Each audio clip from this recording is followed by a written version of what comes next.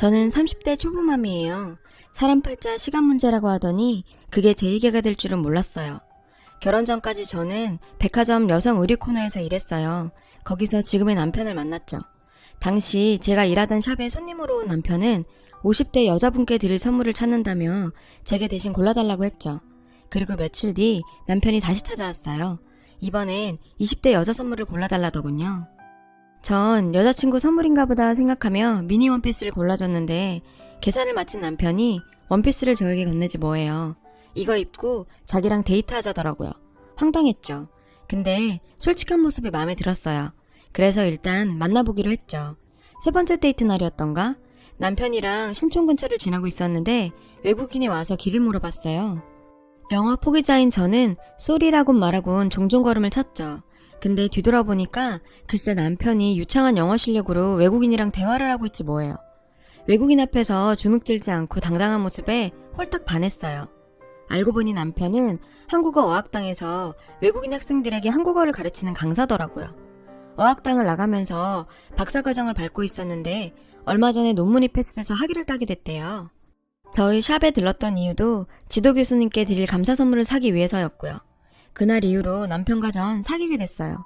남편은 학벌도 좋고 아는 것도 많았지만 잘난 척하는 스타일은 아니었어요. 전 그런 점이 좋았고요. 최종 학벌이 실업계 고등학교 졸업인 저와는 천지 차이였지만 남편은 단 한 번도 제 앞에서 학벌을 들먹이거나 절 무시하는 일이 없었어요.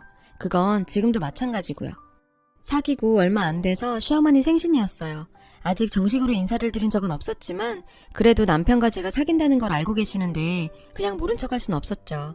그래서 직원 할인을 받아 유명 아웃도어 브랜드 매장에서 화사한 봄 점퍼를 사서 남편 손에 들려보냈어요. 그 일을 시작으로 남편네 집 식구들 생일이나 명절이 되면 의뢰 선물을 사서 들려보냈고요. 그런데 있죠? 남편네 집에서는 매번 제가 보낸 선물을 받으면서도 단 한 번도 고맙다는 말이 없는 거예요. 남편이 듣고 흘린 게 아닐까 생각했었는데 나중에 알고 보니 남편에 비해 학벌도 딸리고 직업도 처지는 제가 못마땅해서 그랬던 거더라고요. 특히 행정직 공무원이신 시아버지는 며느리감으로 교사나 자신과 같은 공무원을 바라셨대요. 그러니 서비스직인 제가 눈에 찰 리가 없죠. 그런 것도 모르고 전 결혼 전부터 시댁 식구들한테 열심히 퍼나르고도 정작 남편한텐 우리 부모님 양말 한 짝 받은 게 없네요. 우리 부모님께는 제가 죄인이죠. 3년 정도 연애를 하고 남편과 전 슬슬 결혼 생각을 했어요. 그래서 양가 부모님께 인사를 드리고 결혼 승낙을 받기로 했죠. 그런데 남편한테 그 얘기를 들으신 시부모님께서 펄펄 뛰며 반대를 하셨대요. 제 학벌과 직업이 마음에 안 드셨다나 봐요. 예상은 했었어요. 이제까지 하시는 걸로 봐선 쉽지 않으리란 걸. 그러던 어느 날이었어요. 매장으로 시어머님이 찾아오셨죠. 카페에서 얘기를 나누는 동안 시종일관 도도하고 냉랭한 표정으로 절 깔보듯 얘기하셨어요. 실업계 고등학교를 나왔다고?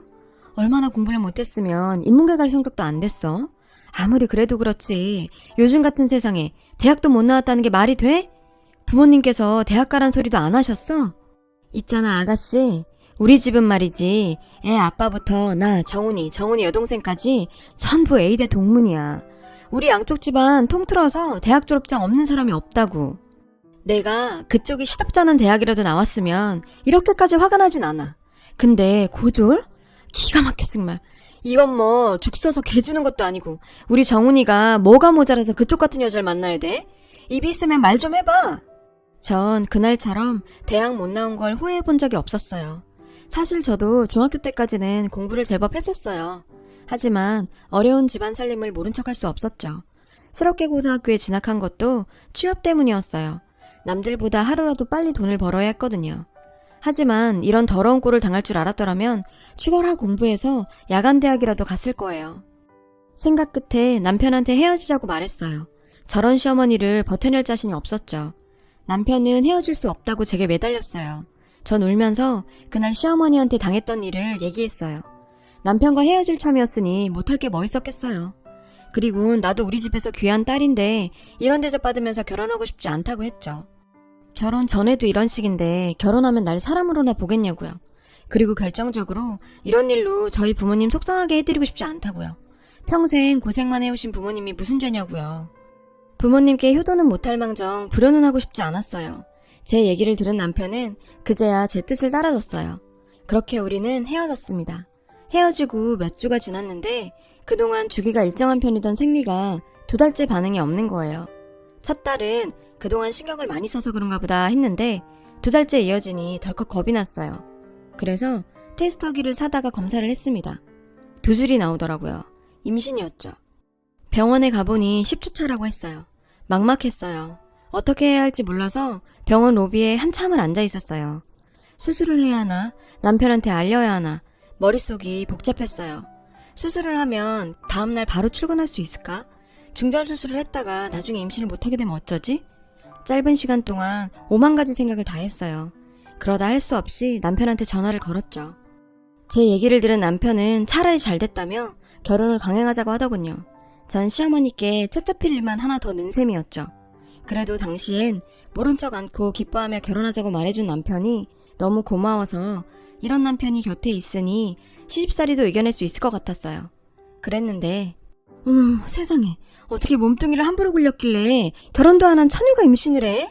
솔직히 말해 우리 애 발목 잡으려고 일부러 애 가진 거지. 그게 우리 오빠애라는 보장이 어딨어. 막말로 딴 남자랑 사이에서 생긴 건지 알게 뭐야. 저기요, 그 애 정말 우리 오빠애 맞아요?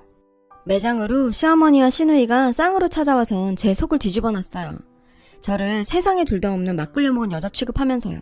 지금도 그때 일만 생각하면 주먹이 바들바들 떨려요. 생각 같아선 애는 내 힘으로 혼자 키울 테니까 둘 다 꺼지라고 말하고 싶었죠. 하지만 그럴 용기가 안 났어요. 미혼모로 산다는 게 쉬운 일은 아니니까요. 게다가 애는 또 무슨 죄예요. 그래서 전 그 수모를 감당하기로 했어요. 시어머니와 시누이는 그 후로도 몇 번을 더 찾아와 절 괴롭혔지만 제가 거기에 휘말리지 않자 지쳤는지 더 이상 오지 않더라고요. 결국 양가 부모님들은 부랴부랴 상견례 자리를 마련했고 말도 많고 탈도 많았지만 결국 우리는 결혼할 수 있었죠. 그런데 문제가 생겼어요. 남편은 신혼집 마련에 부모님께 도움을 좀 받으려 했던 모양인데 잘 안 됐나 봐요. 자기야, 사실은 내가 모아둔 돈이 얼마 안 돼서 우리 집에 들어가 살아야 할 것 같아. 미안하지만 몇 년만 참아주라. 응? 하긴 어학당 강사 생활에서 번 돈은 석사에 박사까지 버는 족족 꼬라박았을 텐데 돈이 어딨겠어요. 저라도 돈이 있으면 모를까. 할 수 없이 전세 보증금이라도 모을 때까지 시집살이를 하기로 했죠. 신혼여행에서 돌아와 시집에 처음 발을 들이던 그날 저는 알았어요. 여긴 내가 있을 곳이 아니란 걸 말이죠. 절 눈에 가시로 생각하는 시어머니와 시누이 때문만은 아니에요. 결혼 전엔 그 두 사람만 잘 피하면 될 줄 알았어요. 그런데 막상 결혼해보니 복병은 따로 있었어요. 시아버지였죠. 3급 행정직 공무원이신 시아버지는 보수적이고 권위적이신 분이었어요. 안 그래도 며느리감으로 절 탐탁치 않아 하셨던 시아버지는 저와 눈도 마주치지 않으셨어요. 저를 부르실 때도 며느리나 새아가라고 불러주신 적이 없고요. 늘 어머님이나 아가씨, 남편을 통해 걔, 그애라고 부르셨죠. 그렇다고 대놓고 구박하신 것도 아니에요. 그냥 전 아버님 앞에선 투명 인간이었어요. 결혼해서 보니 시누이는 시아버지 강요에 못 이겨 공무원 시험 준비를 하고 있더라고요. 그게 벌써 7년째래요. 아가씨는 딱 봐도 놀기 좋아하는 날라리 스타일이지 공무원 타입은 절대 아닌데 아버지 등살에 팔자에 없는 공부를 하려니 될 리가 없죠. 딱 보니 아버지 눈 속여 용돈 받아가며 공시생으로 살다가 때 되면 시집이나 갈 요량인 것 같았어요. 시어머니는 그런 딸의 속셈을 알면서도 눈 감아주는 것 같았고요. 전 임신 5개월을 넘어서자 부쩍 배가 나오기 시작했어요. 직장에 폐를 끼치는 것 같아 하는 수 없이 퇴사를 했어요. 일을 그만두자 시어머니는 기다렸다는 듯 절 도우미 부리듯 하셨어요. 작정한 듯 그동안 번거로워서 손 안 대고 있던 일들을 바리바리 꺼내선 제 앞에 내미셨죠. 임산부가 너무 몸을 안 움직여도 애 낳을 때 힘들다나요? 임신 7개월이 넘어서자 부쩍 몸이 무겁고 빈혈이 심해졌어요. 그러던 어느 날이었어요. 시누이가 전단지 한 장을 내밀더라고요. 마트 전단지였어요. 여기 사람 구하는 거 알아요? 집에서도 가깝고 파트타임도 가능하대요. 빤빤히 놀지 말고 여기라도 나가봐요. 언니가 학벌이 있기래 기술이 있기래 이런 거라도 해야지. 글쎄 저더러 일을 나가라는 거예요. 배 나온 만삭 임산부한테요. 자긴 이날 이때까지 제 손으로 10원짜리 한 장 벌어본 적 없으면서요. 근데 시어머님은 한술 더 뜨더라고요. 그럼 집안일은? 얘 나가면 집안일은 누가 해? 그러지 말고 집에서 하는 일 찾아봐라. 요즘 재택근무도 많이들 하던데. 그날 이후로 시누이랑 시어머니는 절 볼 때마다 취직 타령을 해댔어요. 생각 같아선 당장이라도 일하러 나가고 싶은 심정이었죠. 근데 제가 하는 일은 직업 특성상 사이즈가 크면 직원 채용을 안 해주거든요. 55 사이즈가 마지노선인데 지금 제 사이즈는 77이라서 이 상태로는 받아주는 데가 없을 게 뻔했죠. 남편은 제가 이런 고민을 하는지도 모르고 이번 참에 일 그만두고 태교에 힘쓰라더군요. 호랑이 속을에 절 던져놓곤 속 편한 소리를 하는데 하마터면 울음이 터질 뻔했어요. 그러던 어느 날이었어요. 남편은 어학당에서 학생들을 데리고 안동으로 답사를 간다며 아침 일찍 집을 나섰죠. 그날따라 몸이 무겁고 빈혈이 심했던 전 침대 위에서 한참을 내려오지 못했어요. 그때 시어머니께서 방으로 들어오시더니 저녁 때 아버님 손님 오실 거니까 음식 준비하기 시장 좀 봐오라시는 거예요. 전 오늘따라 몸이 무거워서 시장 보는 건 힘들 것 같다고 말씀드렸죠. 그랬더니 주방에서 그 소리를 들은 아가씨가 득달같이 달려와선 자기 엄마한테 말대꾸했다고 저한테 욕을 퍼붓지 뭐예요. 전 배를 감싸지고 애 들으니까 말씀 가려 하시라고 했어요. 그랬더니 가짜는 게 꼴에 임신했다고 엄마 노릇은 하려든다고 제 이마를 툭툭 치는 거예요. 전 반사적으로 그 손을 뿌리쳤죠. 그랬더니 제가 자기를 쳤다며 길길이 날뛰면서 발광을 하는 거예요. 거기에 시어머니까지 합세해서 살다 이젠 며느리 시집살이까지 하게 됐다고 신세 한탄까지 하시는데 안 그래도 상태가 안 좋았던 전 호흡곤란을 느끼면서 그대로 혼절했어요. 깨어나 보니 병원이더군요. 희미한 정신 너머로 시어머니와 시누이의 대화가 들렸어요. 오빠한테 뭐라 그러지? 아 미친, 우리가 뭘 했다고 쓰러져. 세게 치지도 않았어. 손가락으로 톡 건드린 거지. 시끄러, 남이 들을라. 그나저나 저녁 때 네 아버지 손님들 오실 텐데 어쩌니? 일할 사람도 없고. 안 되겠다. 넌 여기 있어. 난 가서 도움이라도 불러서 음식 준비 좀 해야겠다. 싫어. 오빠하고 놀 텐데 나보고 독박 쓰라고? 몰라. 나도 갈래. 기가 차더군요. 사람이, 그것도 만삭 며느리가 혼절을 했는데 그 와중에도 자기들 살궁리만 하더라고요. 그때 결심했어요. 정말 이 집을 나가야겠다고 말이에요. 시어머니와 시누이는 제가 깨어난 걸 확인하곤 도망치듯 병원을 빠져나갔어요. 뒤늦게 병원에 도착한 남편은 의사 선생님한테 불려갔어요. 산모가 이 지경이 되도록 뭘 했냐고 하시며 하마터면 애가 잘못될 뻔했다고 그러시더래요. 일단은 영양 섭취를 하면서 심신안정을 취하는 게 최우선이라고요. 남편은 말없이 제 손을 꼭 잡아줬어요. 전 남편을 보자 참았던 사람이 폭발했죠. 그래서 지금까지 있었던 모든 일들 다 털어놨어요. 제 얘기를 들은 남편은 얼굴이 벌겋게 달아올랐어요. 당장이라도 달려가 시어머니와 시누이한테 한바탕 할 기세였죠. 전 말렸어요. 남편이 그렇게 화가 난 모습은 처음이라 겁이 나기도 했고 지금 보냈다간 뭔 일을 저질 것 같았거든요. 그날 이후 남편과 전 분가를 했어요. 가진 돈이 얼마 안 돼서 반지하 단칸방 살이를 시작하게 됐지만 마음만큼은 편했어요.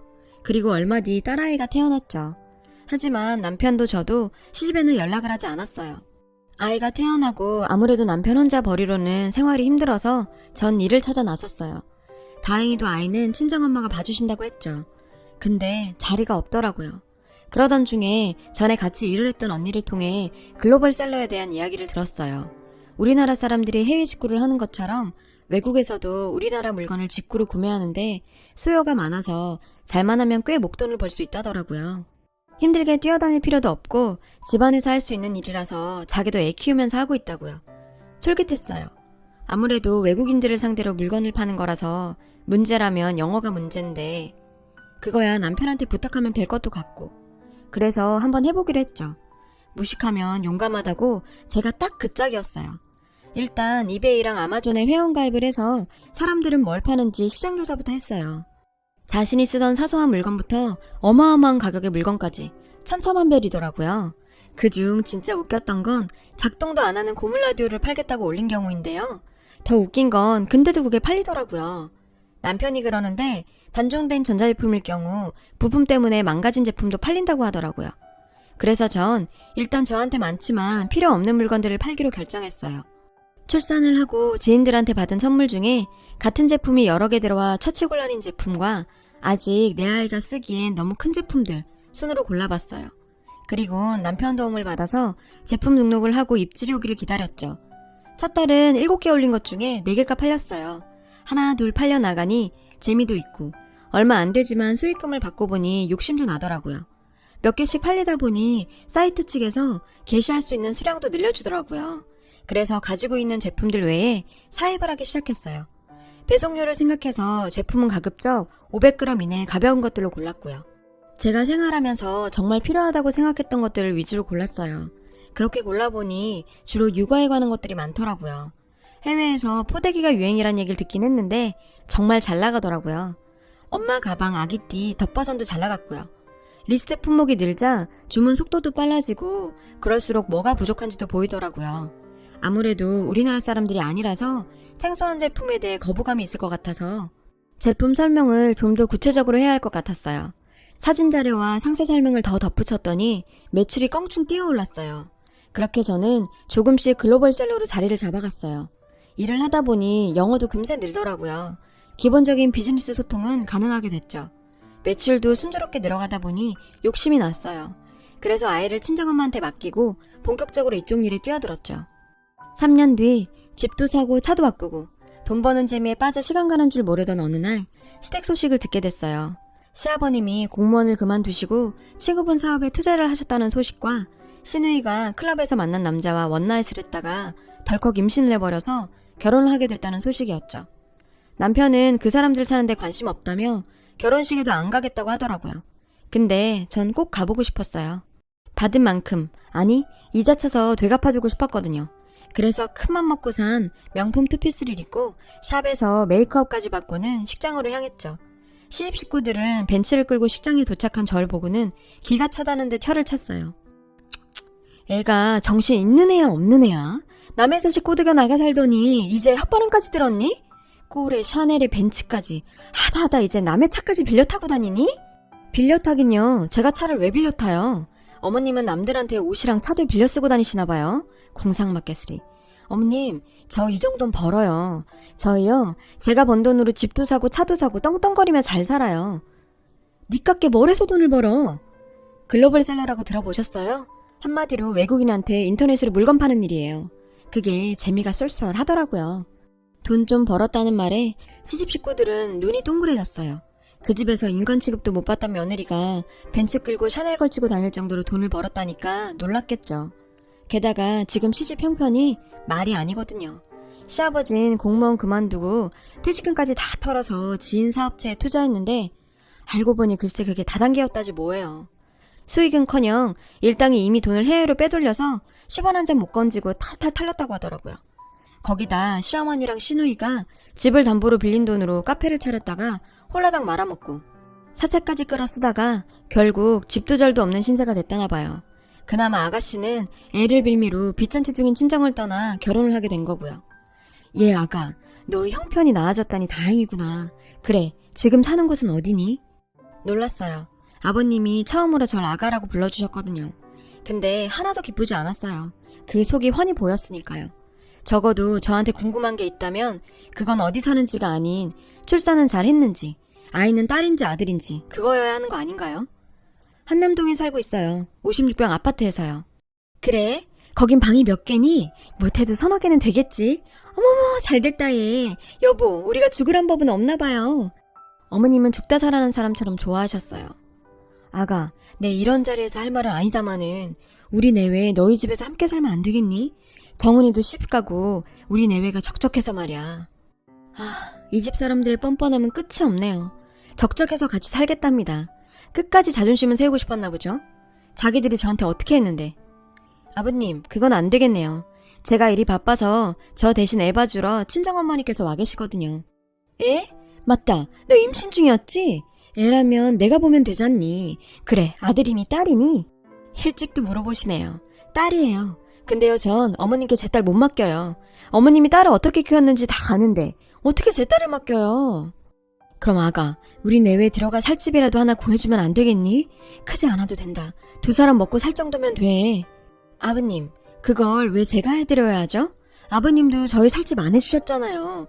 기브 앤 테이크 모르세요? 제가 아버님께 사람이긴 했어요? 자신들 뜻대로 제가 움직여주질 않자 시어머니는 눈물 작전을 쓰더라고요. 예, 애미가 이렇게 빈다. 우리가 정말 갈 곳이 없어서 그래. 이 결혼 치르는데 있는 돈 없는 돈 탈탈 털었고 이번에 축의금 나오는 걸로 월세 방구해야 할 판이야. 그러니 내가 좀 도와다오. 응? 결국 내외가 저에게 매달려 사정을 했어요. 하지만 제 마음은 꿈쩍도 안 했죠. 너무 사무치게 당해서 그런가 봐요. 그랬더니 엄마 아빠 그만해. 뭐 이런 거한테 구질구질하게 빌고 그래.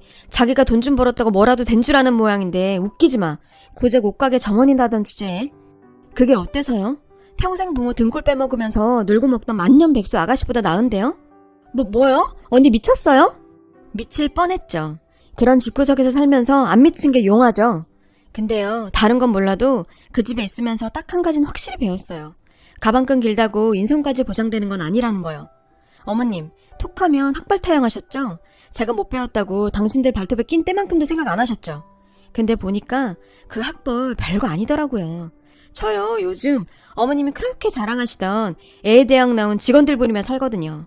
직원들 월급 줄 때마다 어머님 생각해요. 그리고 아가씨, 뱃속에 애 누구예요? 결혼하려는 남자애 맞아요? 내가 아가씨 성생활을 익히 알다 보니 노파심이 생겨서 말이에요. 괜히 속이고 결혼했다가 나중에 뽀록 나면 그 집에서 쫓겨나는 건 시간 문제잖아요. 이 무식한 년이 어디서 까불고 지랄이야. 엄마, 쟤 내쫓아. 당장 내쫓아. 지랄? 좋은 날 어디 한번 머리 풀고 본격적으로 지랄해 볼까요? 저요, 그 집에서 눈 감고 귀 막고 산 거 아니거든요? 나 뚜껑 열리면 이 결혼 조용히 안 끝나요? 그리고 끝으로 경고하는데요. 앞으로 저한테 함부로 하지 마세요. 한 번만 더 저한테 예전처럼 다 했다간 아가씨 결혼 생활은커녕 평생 얼굴 못 들고 살게 해줄 테니까요. 제 말 못 믿겠으면 어디 한번 해보세요. 내가 빡 돌면 어떻게 되는지 잘 보게 되실 테니까. 아참, 기왕 왔으니까 밥은 먹고 갈게요. 누구처럼 공짜 좋아하고 그런 사람 아닌 거 아시죠? 이건 밥값이라고 생각하세요. 전 10만원짜리 수표를 시어머니 한복 가슴팍에 찔러주곤 신부 대기실을 나왔어요. 그동안 참았던 울분을 쏟아붓고 나니 정말 시원했죠. 그 후로 시아버지와 시어머니는 남편에게 번갈아 전화를 걸어 돈 좀 빌려달라고 사정을 하셨어요. 하지만 남편은 단호하게 거절을 했죠. 저요, 앞으로 참지 않을 거예요. 저런 사람들한테는 참는 게 미덕이 아니라 참는 게 호구라는 걸 알아버렸거든요. 지금까지 제 사연을 들어주셔서 감사합니다.